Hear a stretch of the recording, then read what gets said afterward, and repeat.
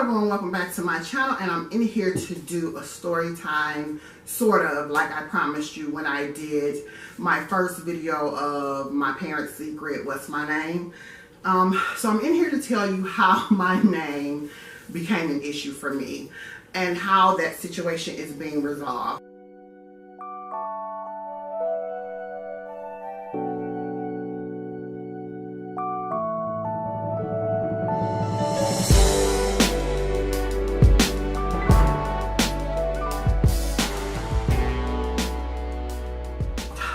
When I was about between the ages of 10 and 13, one day I was in my attic looking for this particular encyclopedia, and I came across a picture of the man whose name is on my birth certificate listed as my father. And let's just say I look nothing like him. Nothing. From color to features, there's nothing like him. There's nothing in me like him. I took the picture to my grandma. It was an 8x10 photo. I will never forget it. I took the picture to my grandmother, and I put it on the kitchen table, and I said, "Who is this?" And she said, "That's your dad." I said, "No, that's not my dad. I look nothing like him. So who is he?" And my grandmother said in her fashion, "You know, me and you have secrets, right?" And I said, "Yes." She said, "Come on." I got up. We went in her bedroom. She closed the door. She said, "I'm going to tell you something. You're not to tell anybody that I'm telling you this. And this is between me and you." I said, "Okay." She said, "This man, we'll call him Jonathan. Jonathan liked your mom a lot. Like he loved her a lot. My mom, however, was in love with my dad, my real dad. We'll call him Mitchell. And my mom was in love with Mitchell, but Jonathan, is that what I said his name was? Jonathan was in love with my mom. And so my mom got pregnant by Mitchell. And because Mitchell was married, my dad was married. When my mom met my dad, he was married. Okay, and my mom met my dad in her late 20s, early 30s, because I was born when she was 36. And he was married when she met him. So my mom got pregnant by Mitchell. And so because Jonathan was so in love and enamored with my mama, Mitchell, Jonathan, and my mama sat down with my grandma, I'm sure, in the mix somehow, either after the fact or whatever. Or maybe she orchestrated. I don't know. I don't think she did, but maybe she did. I don't know. She was savvy like that. And so the three of them, my mom and the two dads, agreed that Jonathan would sign my birth certificate and they would raise me as his daughter. But my real father, Mitchell, would always be in my life. He would always be there. He would just be there. I don't know how they thought that would work out, but he would just be there. So the day I found the picture and I took it to my grandma, she explained it to me. She said, "Go back and look at your mama's picture when she married Jonathan. She's pregnant." I'm like, "No, I've seen that picture a million times." And lo and behold, when I went back and looked at the picture of my mama in that beautiful green lace dress. My mama loved green. Green was her favorite color. In that beautiful green lace dress, she was pregnant. My mother was 4 months pregnant with me when she got married. So I was at the wedding. So I always knew that there was something up with Mitchell. Because even when him and my mom would be like on the outs, he would still be there for everything. You know, they never argued in front of me or anything like that, but you could tell when they was not happy with each other and they wouldn't talk to each other. We would all just be sitting in the living room looking at each other, and I'm like, what the hell are we doing? So he was always invested in me. And I remember being a little girl, maybe 8, 6, or 7, sitting on his lap, my dad, Mitchell, his lap, and looking at his hands. And I had like his hand and my hand side by side. And this finger, not giving y'all the middle finger, if you can see it, it has a black line down the middle. And when I put my hand and his hand next to each other, I noticed that our fingers were the same. And that same black line that was down the middle of my finger was down the middle of his finger. And I said, oh, look, we have the same finger. They didn't say anything. I remember asking him one time, I was sitting on the couch and he was tying my shoe. We were getting ready to go somewhere. I was very, very young. Maybe 5 or so, or yeah, maybe 5 or 6 or 7. And I remember asking him, are you my daddy? And he never responded. He just looked at me. He didn't say anything. So I held that secret from the moment my grandmother told me.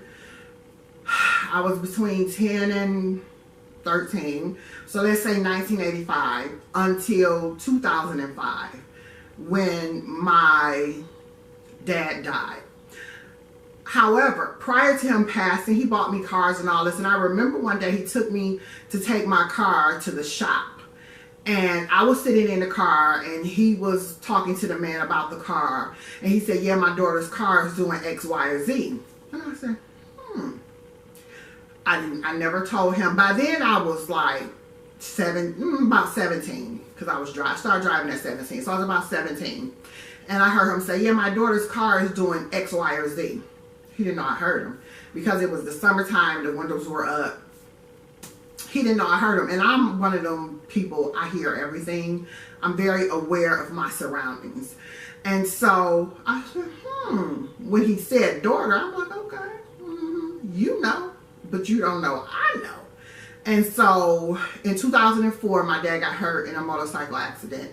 He disappeared for months and months and months and months. And we had a system. I sent my brother to look for him. And I found out he was in a motorcycle accident and all this other stuff. And that's another story time about how I used to sneak in the hospital and see him. And it was just a mess. So it wasn't a mess for me, but it was a mess for me. It was a fucking mess. And so when my dad passed in 2005, I told my mom that I knew that he was my father. And she said, we wanted to tell you. We said when you got 18, we would tell you. And when you turned 18, we couldn't tell you. She said, we tried to tell you so many times and we just couldn't do it. And I said, but Mama, what would I have done? He's always been there. What would that have changed? What would have changed about my life? He's always been there, because my mother and Jonathan didn't make it. Of course, they divorced when I was like 2 years old. I remember my mama throwing him out. It was the most funniest shit ever. I was young, but I remember it. He was putting his clothes in the bag. My brother was throwing his clothes out of the bag. Hilarious. And he was outside doing this. Mama was throwing his clothes over the top porch. It was hilarious. Well, it's hilarious now because I have the memory. I don't know what I thought at that time. I have no good memories of him. Like, he could walk up to me now and I wouldn't know him. It would mean nothing. He would be a stranger. Stranger. Well, you know, my mom said, you know, they wanted to tell me and they tried to tell me, but they couldn't tell me. And I'm like, what would have changed about my life? He was always there. Always. Always. I cannot tell you one moment in time in my life that my dad was not there. My dad died when I was 30. So for 30 years, he was there. He missed one birthday. And that was my 29th birthday. And that's because he got hurt in a motorcycle accident and I lost him. And, you know, I had to send my brother to look for him and find out. And, you know, because my dad was a street man, kind of, sort of. He had a job, but he was a street man. And my brother is a street dude. So I said, hey. And we had a system. Like, my brother would call if I needed something. It was just the most ridiculous shit ever. But I guess that's such is when you have a kid with a married man. And so I just never understood why they didn't tell me. Because he was always there. I never understood keeping it a secret for so long. Like, you let me live a lie. My name is not right. You know, they just took from me unnecessarily because he was always there. I have a brother and sister with him. My brother knew of me. My sister did not. His best friend knew of me. I call him Uncle Milton. His sister, my aunt, knew of me. They called me the baby. They didn't know my name, but they knew there was a baby. So much so that when my dad passed away, they came looking for me. So at least 4 people, Milton, my brother, my dad, 4 people knew I existed. So what would change? I'm a secret. Yeah, it was a secret. But I'm here now. What was I going to do? Go sit on his porch? What was I going to do when he gave me any and everything I wanted and did any and everything he could for me? Went above and beyond. I wanted for nothing. I am the personification of a daddy's girl. I got what I wanted, when I wanted, how I wanted. So what was going to change about my life if they told me the truth? They robbed me. They lied to me, and I understand there's a method to everybody's madness, so I dare not judge them, but I got questions. Unfortunately, my mother and my father are deceased, and those questions won't be answered. I am getting my name situated, and I will do another video about that. I had great news about that yesterday. But if I can say anything to parents, don't lie to your kids. No matter how rough you think the secret may be, tell them. Certainly don't let them live a lie. I lived a lie. And I knew I was living a lie at the age of 10. And I participated in the lie because I didn't say anything, because my grandma, it was between me and my grandma. We had secrets. Secrets keep you sick. I lived a lie. And here I am at 41, about to be 42, and I'm just now gonna get my name. I wanted my birth certificate changed, but everyone's dead. That would be an uphill battle. I'm not going through that. I'm just gonna keep it as it is. But I'm gonna get my name. How wonderful would it have been to have had my name when my dad was alive? What would have changed about my life?